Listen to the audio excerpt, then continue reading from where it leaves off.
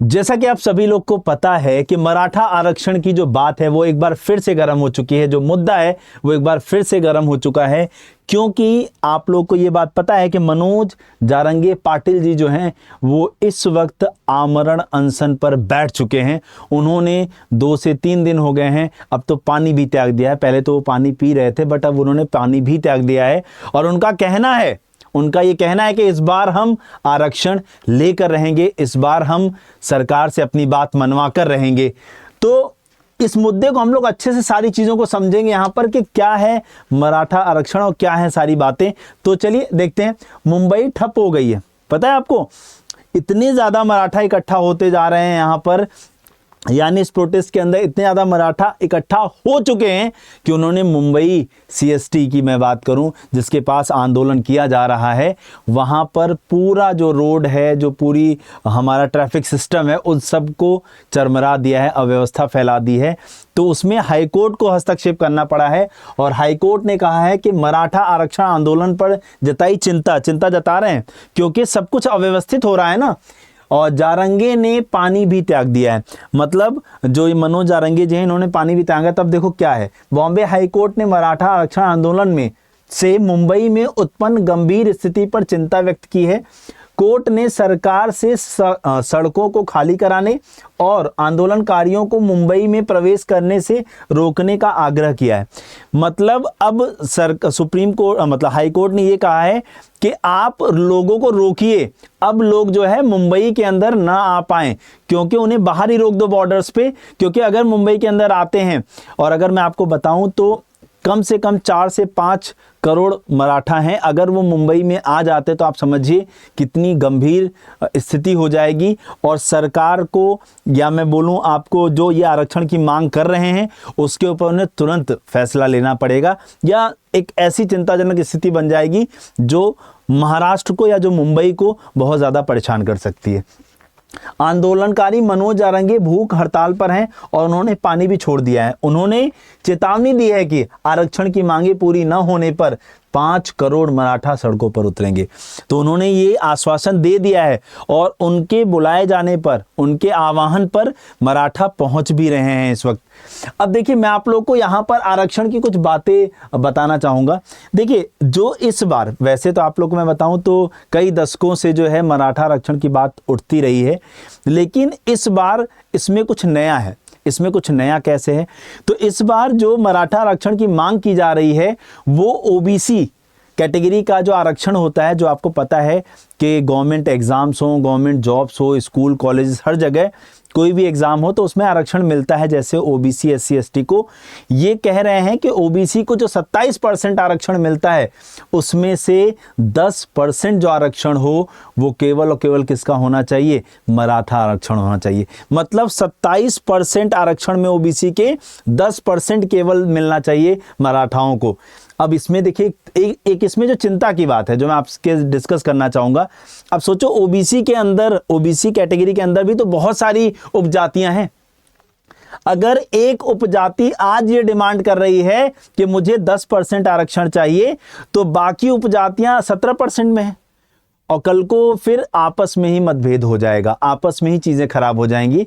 तो आप लोग मुझे यहाँ कमेंट करके बताना, मैं यही आपसे पूछना चाहता हूँ कि क्या 10% आरक्षण की मांग एक उपजाति की जायज़ है या नहीं है? आप मुझे कमेंट करके बताइएगा। चलिए, मैं आगे आपको लेकर चलता हूँ और इसके ऊपर आप लोग की ध्यान केंद्रित करना चाहूँगा।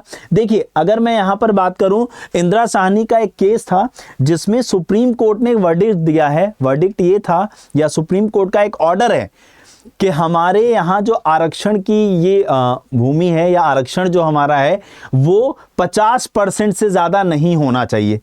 इसके लिए मैं एग्जांपल लेना चाहूँगी। जैसे अगर मैं बात करूँ तो तमिलनाडु जो हमारा स्टेट है वहाँ पर आरक्षण लगभग 70% पहुँच गया था, और ऐसे और बहुत सारे राज्य हैं जहाँ पर आरक्षण जो है वो 50% को क्रॉस कर गया था, जिसकी वजह से सुप्रीम कोर्ट को एक ऑर्डर पास करना पड़ा कि आरक्षण जो है वो 50% से ज़्यादा नहीं होना चाहिए।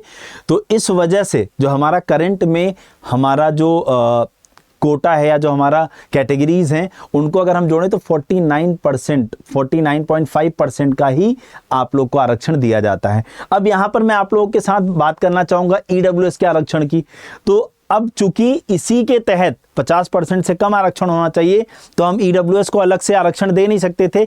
इसीलिए हमने ईडब्ल्यूएस को आरक्षण देने के लिए क्या किया, उसको कोई जाति के आधार पर आरक्षण नहीं प्रोवाइड किया, उसको हमने क्या किया, इकोनॉमी के आधार पर, कि वो आर्थिक रूप से तंग है, आर्थिक रूप से कमजोर है, इस वजह से उसको आरक्षण दे दिया।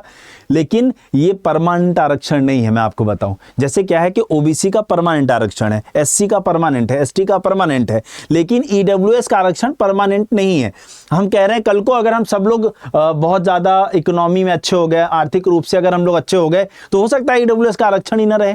तो इसलिए ईडब्ल्यूएस का आरक्षण जो है वो आपका जातिगत आधार पर नहीं है। तो इस बात को भी आप क्लियर रखिएगा। और इस बात का भी ध्यान रखना होता है हमें कि इंदिरा साहनी इस केस के तहत ही सुप्रीम कोर्ट को ये हमें ऑर्डर पास करना पड़ा था। चलिए, अगर मैं आप लोग को बताऊं तो इस वक्त अगर मैं मराठाओं की बात करने की कोशिश करूं तो मराठा जो है, अगर मैं इनको थोड़ा आपको पिछली हिस्ट्री बताऊं तो मराठा जो है पहले कृषि वर्ग के लोग होते थे। और दूसरी चीज़ मैं बताऊं, ये आर्थिक रूप से बहुत ज़्यादा संपन्न रहे हैं शुरुआत से। ये देखो, मराठा मतलब अगर मैं मुंबई के अंदर महाराष्ट्र की बात करूं तो महाराष्ट्र के अंदर एक पंडित और एक आपके ये मराठा, ये दो लोग जो हैं वो शुरू से ही इनको हाई कोर्ट ने भी संपन्न माना, इन्हें सबने संपन्न माना, क्योंकि शुरू से इनके पास बहुत सारी ज़मीनें और बहुत सारी चीज़ें रही हैं, तो ये संपन्न वर्ग रहा है। इन्होंने शुरुआत में तो इन्होंने ये फील नहीं किया कि नहीं हमें भी रोजगार में या शिक्षा में हर तरीके से आरक्षण चाहिए, लेकिन एक समय के बाद इन्हें लगने लगा कि नहीं, अब हमें आरक्षण की नीड है, अब हमें आरक्षण चाहिए। और ये समझ गए कि जब हमें आरक्षण मिलेगा और हम रोजगार में आएंगे तो हमारा जो संख्या बल है वो और तेजी से बढ़ेगा। इस वजह से जो है इन्होंने क्या किया, आरक्षण की मांग उठाना शुरू किया। और ये मांग आज से नहीं उठ रही है, ये मांग दशकों से उठती आ रही है। और बीच में आपको इन्हें बताऊं कि इन्हें 16% आरक्षण दिया भी गया था, लेकिन फिर सुप्रीम कोर्ट के इस वर्डिक्ट का या सुप्रीम कोर्ट के इस ऑर्डर को जो है वो वॉयलेट कर रहा था, इस वजह से उनको जो 16% का आरक्षण दिया गया था वो भी कैंसिल कर दिया गया था आपका। ठीक है, तो मैं इसी चीज़ में अगर मैं बोलूं तो राहुल गांधी जी की मुझे एक बात बहुत याद आती है। याद इसलिए आती है, उन्होंने कहा था कि जिसकी जितनी जाति में भागीदारी है या जातिगत जनगणना की बात, पहले तो इन्होंने राहुल गांधी जी ने ये कहा कि जब हमारी सरकार आएगी तो इस बार हम आपका जातिगत जनगणना कराएंगे। ठीक है, तो मैं आपको करंट सिचुएशन बताऊं तो जो हमारी बीजेपी है, जो मोदी जी की गवर्नमेंट है, इन्होंने भी कह दिया है कि इस बार जो है हम जो जनगणना कराने वाले हैं वो जाति के आधार पर ही होगी। और राहुल गांधी जी की एक लाइन जो है मुझे बहुत याद रहती है, जितनी जनसंख्या उतनी भागीदारी। इनका ये कहना था कि जिस जाति की जितनी भागीदारी है उसके आधार पर जो है उनको क्या दे दो, आरक्षण दे दो, तो सारा मुद्दा ही खत्म हो जाएगा। अब इन्होंने एक बात देखो, यहां पर अगर आप समझो आरक्षण की बात को, तो आरक्षण को खत्म करने का या आरक्षण को लागू करने के तरीके बस दो ही हैं। या तो एक तरीका ये कि सबका खत्म कर दो, कोई आरक्षण की बात ही नहीं होगी।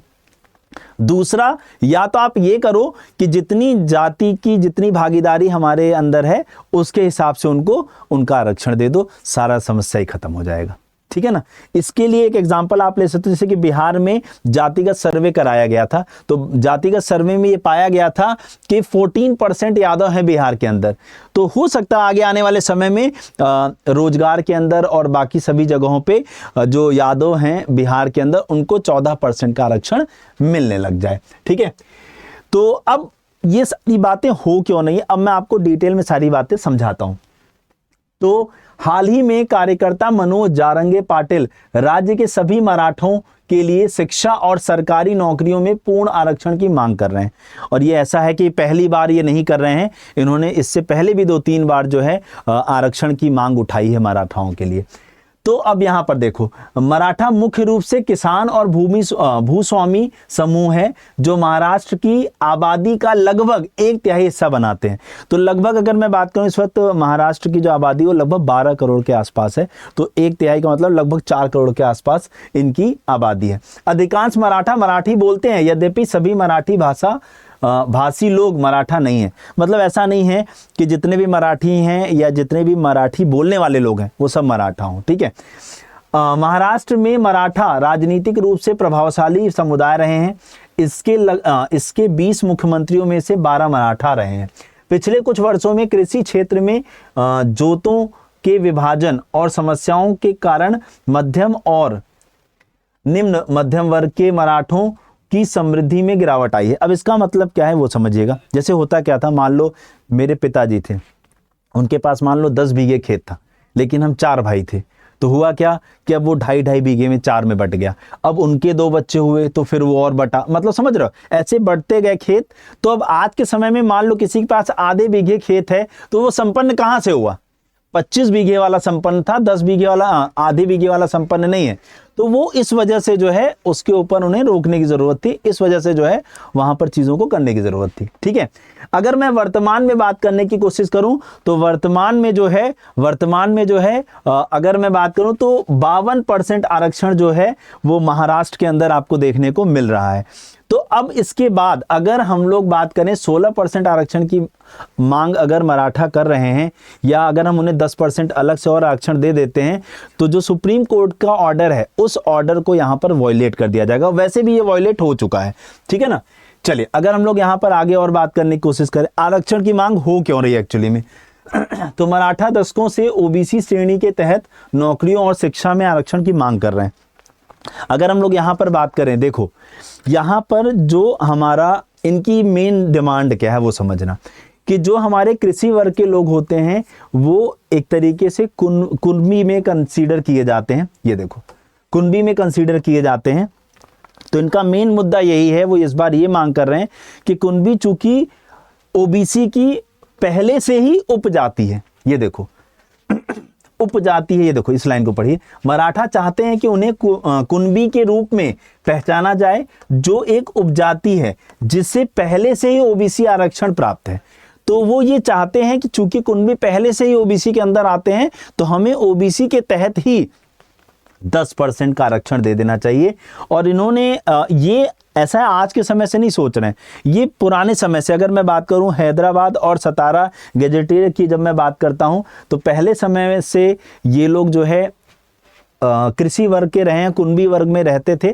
तो ये चाहते थे कि उस समय से अगर हमें आज के समय में देखा जाए, पुराने समय से अगर हमें देखा जाए तो हमें उस हिसाब से देखते हुए हमें 10% का आरक्षण इस वक्त प्रोवाइड किया जाए, ठीक है। मराठों को कुनबी जाति प्रमाण पत्र देने की प्रक्रिया तय करने के लिए न्यायमूर्ति संदीप शिंदे समिति नियुक्त की गई थी, समझ गए, एक समिति बनाई गई थी जो इसके अंदर सारी चीजें करने वाली थी। अब यहां पर देखो कितनी बार चीजें हुई हैं, कितनी बार ये बातें उठी हैं वो अब समझते हैं।